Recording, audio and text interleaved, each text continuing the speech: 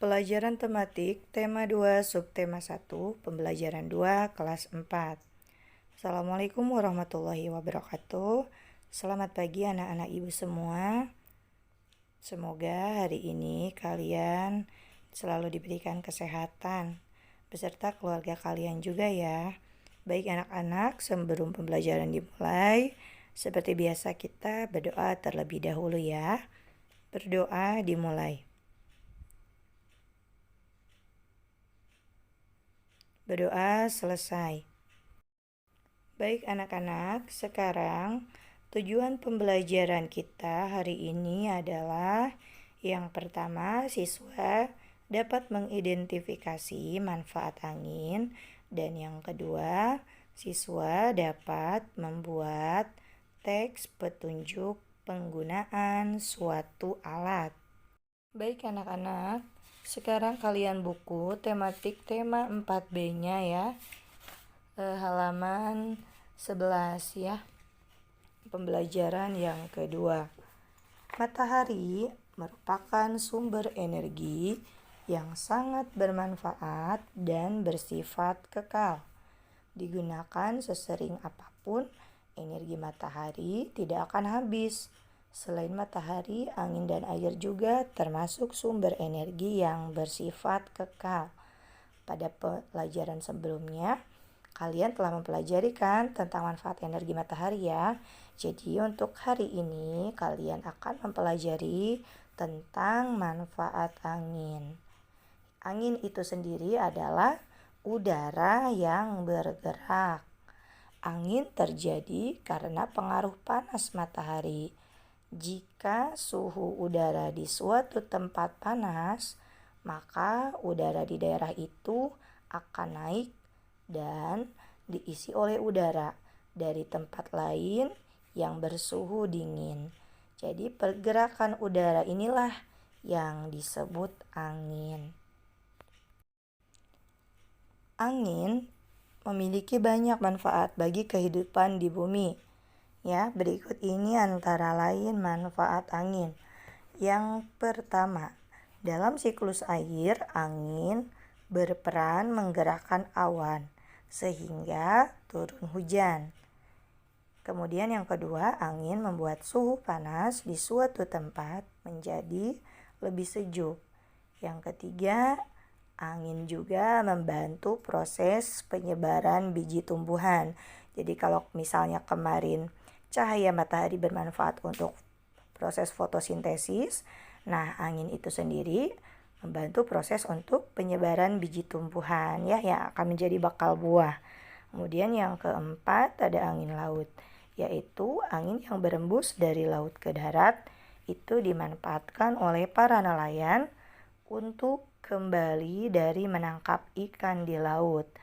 Nah, angin ini terjadi pada siang hari. Itu namanya angin laut ya. Kemudian kalau angin darat yang kelima yaitu angin yang berhembus dari darat ke laut yang dimanfaatkan oleh para nelayan untuk berangkat menangkap ikan di laut. Angin ini terjadi pada malam hari. Jadi nelayan itu berangkatnya di malam hari ya anak-anak. Kemudian kalau mereka sudah pulang membawa hasil lautnya, mereka akan kembali pagi harinya. Makanya disebut angin laut ya. Jadi perahunya sambil didayung itu sambil mengandalkan hembusan angin laut itu. Kira-kira seperti itu ya.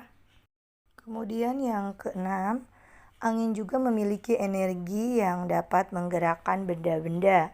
Misalnya perahu layar, kincir angin, dan layang-layang.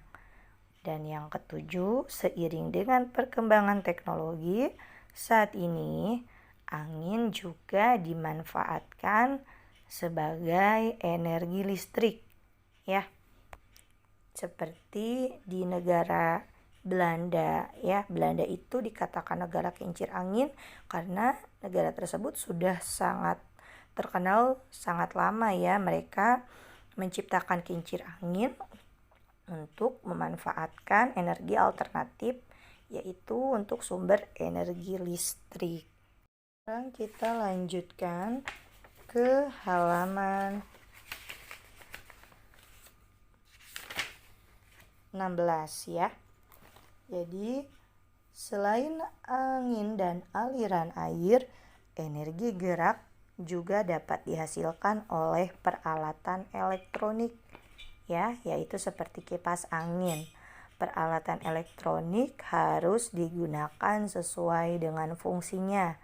Cara penggunaan suatu alat biasanya dapat dibaca pada teks petunjuk penggunaan alat yang terdapat pada kemasan alat elektronik tersebut.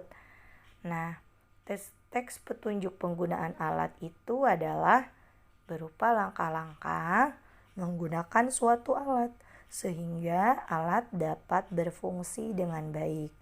Kemudian teks petunjuk juga berguna untuk memberikan panduan dan arahan kepada kita agar tidak salah ketika menggunakan alat tersebut.